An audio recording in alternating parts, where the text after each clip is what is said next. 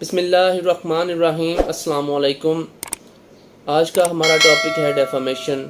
अगर कोई शख्स गलत इतला, झूठी खबर या कोई झूठा मुकदमा दायर करके आपकी इज़्ज़त नफ्स को मजरूह करता है तो आप उसके ख़िलाफ़ हत्क इज़्ज़त का दावा दायर कर सकते हैं। इसको डेफामेशन ऑर्डिनेंस 2002 डील करता है।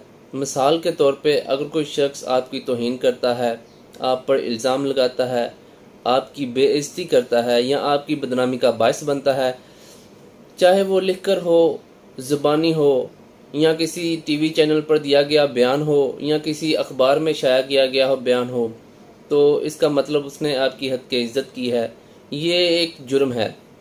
मज़ीद ये कि अगर कोई शख्स टीवी चैनल्स के ऊपर बैठकर कोई ऐसे कलमात आपके बारे में कहता है जिससे आपकी इज़्ज़त नफ्स मजरूह होती है, या किसी सोशल मीडिया पर कोई ऐसी फ़ोटो अपलोड करता है जिससे आपकी इज़्ज़त नफ्स को नुकसान पहुंचता है, तो उसने हत्के इज़्ज़त की है।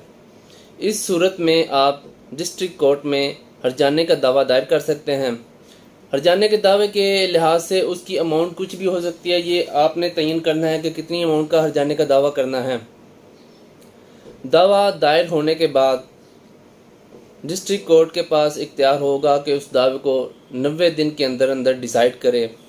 जब दावा डिसाइड हो जाता है, इसकी अपील हाई कोर्ट में होती है। अपील का टाइम 30 दिन का होता है और अपील दायर होने के बाद 2 मंथ के अंदर अंदर हाई कोर्ट ने इस अपील को डिसाइड करना होता है। जी, थैंक यू।